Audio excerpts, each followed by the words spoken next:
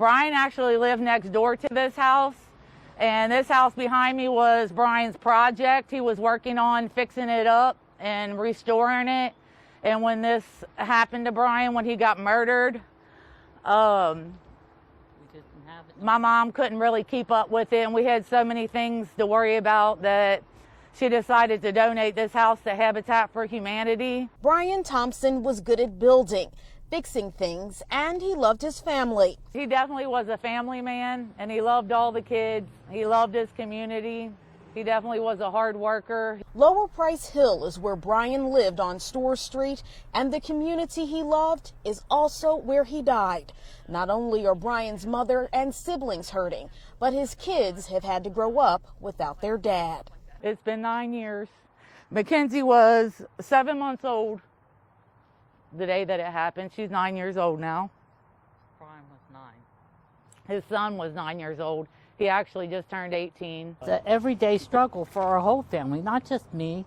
I have 6 children. You know, I don't want to die knowing that his case has not been solved for his children. I don't want them to think that someone got by with murdering their father. Brian literally did nothing wrong and was murdered across the street from his own house. CPD Detective Bill Hilbert has been in the homicide unit for 20 years. This happened on June 24th, 2012.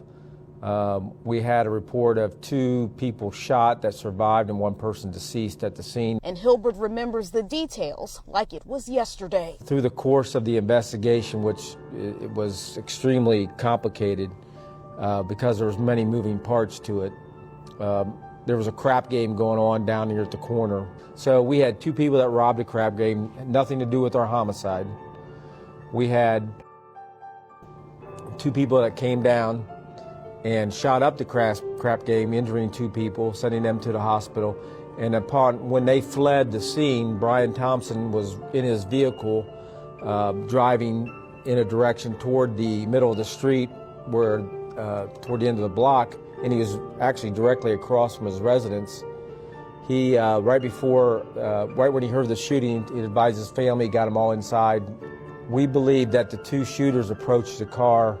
One of them apparently tried to get in the car and either was unsuccessful or something happened there where he shot one shot, striking Brian, killing him right there. Over the years, Hilbert's file on Brian grows. He's talked to every witness he can find, and like other cold cases, the homicide team revisits Brian's case. There's some evidence that we continually reevaluate. As a matter of fact, one of the criminals came up to me today who's going through some evidence recovered to see if anything can be, as we call, freshened up or looked at again. That's the encouraging part, because stuff like DNA, fingerprints, other types of things that are not identified back then, if you resubmit them, there may be somebody in the system by then. Hilbert is hoping someone will identify the 2 people responsible for the shooting. I know the family gets information all the time, and it's frustrating because then when we follow up on it, the source of the information will not talk to us. And that's frustrating to the family. We're not here to dime anybody out or front anybody out or get somebody in a courtroom. We're just getting the information and we'll work from there. Brian's family hasn't been to stores much recently. A new family now lives in the home he once dreamed of fixing up. The family is hoping people in Lower Price Hill remember an innocent man was murdered here and speak up about the case. The pain is just like it was yesterday. I can't remember my brother for the person he was, because when I think about it, I just still think about that day every day. So it's hard. We need someone to come forward.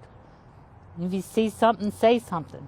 Very important to his children, not only to me and his brothers and sisters, but to his children.